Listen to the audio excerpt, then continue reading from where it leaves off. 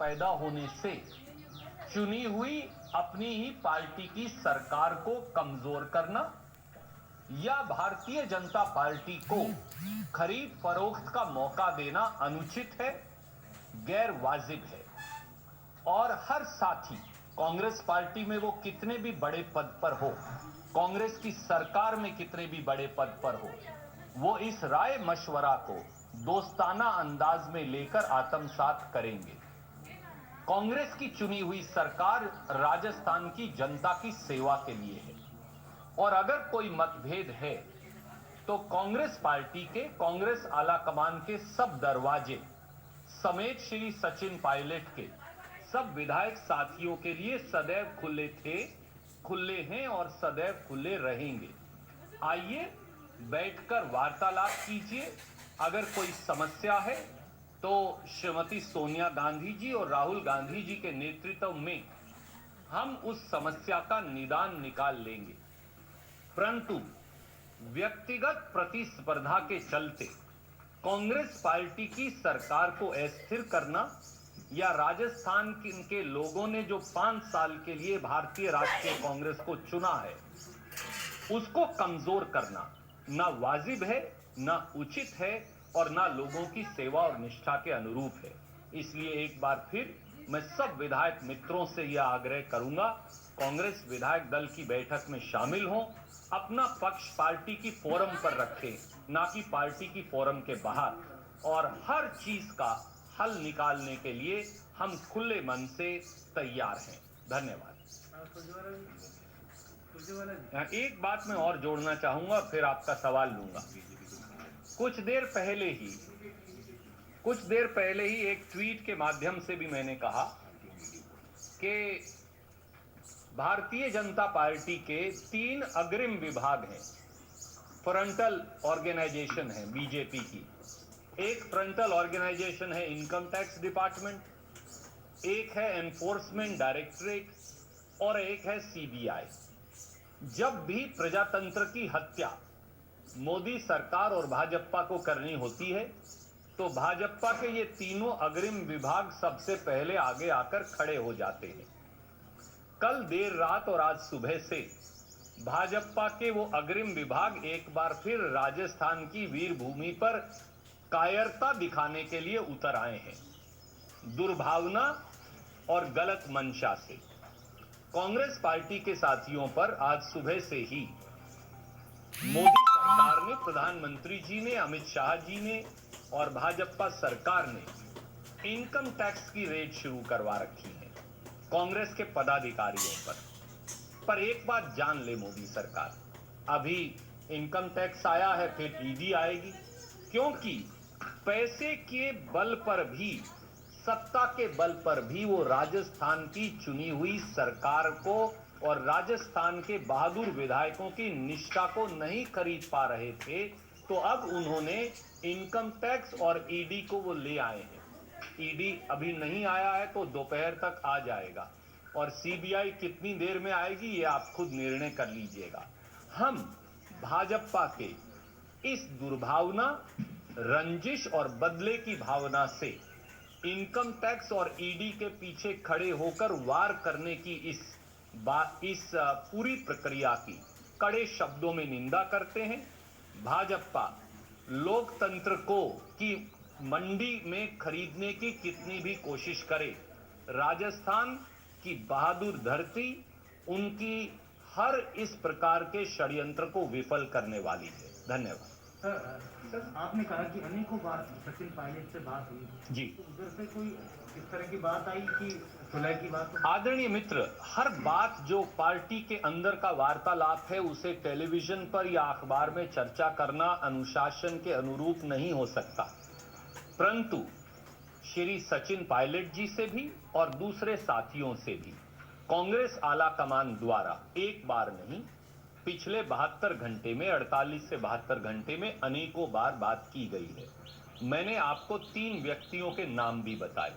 कांग्रेस के संगठन प्रभारी महासचिव श्री केसी वेणुगोपाल जी द्वारा, कांग्रेस कार्य समिति के एक सबसे वरिष्ठ सदस्य जो पूर्व केंद्रीय मंत्री हैं उनके द्वारा और कांग्रेस आला कमान के द्वारा। उनसे कई बार वार्तालाप हुई है और कहा गया है कि खुले मन से अगर आपका कोई मतभेद है तो आप आकर उसे पार्टी की फोरम पर रख सकते हैं। कोई ऐसी समस्या नहीं जिसका निदान हल नहीं निकाला जा सकता। हम समेत सचिन जी के कांग्रेस पार्टी के से अपील की है।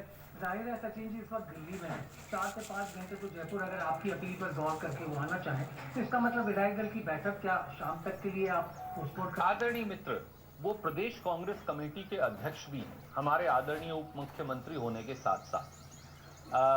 जिस साथी को भी आना है वो फोन उठाए। श्री अविनाश पांडे प्रभारी महासचिव यहाँ मौजूद हैं, उन्हें फोन करे और कहे कि मैं 12 बजे तक नहीं या 1 बजे तक नहीं या 2 बजे तक पहुंचूंगा। मुझे विश्वास है अविनाश पांडे जी बहुत तजर्बेकार व्यक्ति हैं और ये खुले मन से उनकी बात स्वीकार करें। कि अब आपको लगता नहीं कि पायलट अगर वापस आना भी चाहे तो उसकी सिचुएशन या पोजीशन अनटेनेबल हो गई है पार्टी में, क्योंकि जिस तरह से सारा विवाद बढ़ा है। कल उन्होंने कहा कि 30 से ज्यादा विधायक नहीं पड़ा, ना ही हमको इस प्रकार की कोई सूचना सचिन पायलट जी द्वारा दी गई है, तो उनको ये एट्रीब्यूट करना अनुचित होगा और उनके साथ अनफेयर होगा। तीसरी बात, कांग्रेस पार्टी ने खुले मन से ये कहा है, वो सचिन पायलट जी हों, वो हमारे दूसरे आदरणीय विधायक साथी हों, सबके दरवाजे कांग्रेस विधायक दल में आए, अपनी बात रखें। कहीं असहमति है तो वो रखें, उनकी पूरी बात सुनी जाएगी, उस पर विचार किया जाएगा और उसका हल किया जाएगा। यही पार्टी का अनुशासन है, यही वक्त की मांग है, यही राजस्थान की मांग है और यही राजस्थान की जनता के प्रति सच्ची श्रद्धा और सेवा भी है। क्या पार्टी कभी सोचती है कि Can we have one by one? Yes. Yes, Suryavalaji, ma'am. are you going to talk to the rebels because you're saying that you're open to having any conversation with them? But are you going to make any sort of effort, because right now there could be a lot of people who are fence sitters who are not exactly wanting to go. जैसा ma'am कहा, कल से और आज तक श्री अजय माकन जी ने, मैंने, श्री अविनाश पांडे जी ने अनेकों विधायकों से मेरे ख्याल से अगर मैं ये कहूं उनका नंबर सैकड़ों तक पहुंच गया है, सैकड़ा तक तो गलत नहीं होगा, हमने उनसे वार्तालाप की है। जहां जहां जो समस्याएं थी पिछली बार भी बैठकर उनका हल निकाल लिया गया था। परिवार में वो हमारे यहाँ हरियाणा और राजस्थान में कहावत है, जिसके घर में बर्तन होते हैं उसी के यहाँ खटकते हैं, जहां बर्तन ना हो उसके यहाँ खटकते भी नहीं। तो ये पुरानी हरियाणा राजस्थान की कहावत है। इसलिए परिवार में कोई समस्या है, उसका हल परिवार के पास निकलेगा, उसका हल कहीं और नहीं निकल सकता। अगर आप परिवार से टूटकर कहीं और जाएंगे तो परिवार को भी नुकसान होगा और आपको भी नुकसान होगा। पर हमारे साथी बुद्धिमान हैं, मुझे विश्वास है कि वो ऐसा नहीं करेंगे। बीजेपी पहले ज्योतिरादित्य सिंधिया का वेलकम कर चुकी है, अब सचिन पायलट का वेलकम करने के लिए तैयार बैठी हुई है। मुझे सूचना नहीं, जेपी नड्डा जी ने आपको क्या बताया है मुझे जानकारी नहीं। सर कल रात तक आपके ने कहा सर एक मिनट, आपका सवाल लिया है, मैं बारी सचिन जी की ओर से वार्तालाप का कोई प्रस्ताव नहीं आता है तो क्या पार्टी उनके खिलाफ कोई एक्शन लेगी? देखिए आदरणीय साथी, जैसा मैंने आपको बताया कि पार्टी में क्या क्या डिस्कशन, क्योंकि कई साथी कल से ये सवाल मुझसे भी पूछ रहे हैं, पांडे जी से भी पूछ रहे हैं, माखन साहब से पूछ रहे हैं कि क्या किसी ने सचिन जी से बात की। तो मैंने आपको इसलिए कहा 48 से 72 घंटे में अनेकों बार सचिन पायलट जी से भी, दूसरे साथियों से भी बात हुई। उस बात का क्या क्या मजमून है वो टेलीविजन पर कहना अनुचित होगा। फिर भी एक बार सार्वजनिक तौर से हमें लगा कि आपने सवाल पूछे हैं, आपके साथ उतनी सूचना साझा करना और जनता के साथ हमारा कर्तव्य है, इसीलिए मैंने ये सार्वजनिक अपील की। सर कल रात को आप लोगों ने कहा था कि समिति पत्र में 109 MLAs ने हमें सहमति दे दी है जी, जो हमारे साथ है, तो अभी तक और लोगों से भी क्या कुछ बातचीत हुई है MLAs या उन्होंने आप लोगों से देखिए मुख्यमंत्री जी की और दूसरे मंत्रीगणों की, विधायक गणों की, चीफ विप की, बहुत सारे विधायक साथियों से बात हुई है। कुछ रास्ते में हैं, कुछ आ रहे हैं, कुछ घंटे में पहुंच जाएंगे, कुछ 1.5 घंटे में पहुंच जाएंगे। मैं एक बात स्पष्ट कर देना चाहता हूं, कांग्रेस की सरकार राजस्थान में स्थिर है, कांग्रेस की सरकार को संपूर्ण बहुमत है। कांग्रेस की सरकार पूरे 5 साल का कार्यकाल पूरा करेगी। भाजपा कितने भी षड्यंत्र करे, मोदी सरकार कितने भी प्रपंच रचे, भारतीय जनता पार्टी कितने भी हथकंडे अपनाए, ईडी, सीबीआई और इनकम टैक्स कितनी भी रेड करें, वो चुनी हुई सरकार को नहीं गिरा पाएंगे, क्योंकि यही राजस्थान की जनता का जनमत है। धन्यवाद। Thank you sir. ये तो बता दें बर्तन खड़के क्यों? Thank you.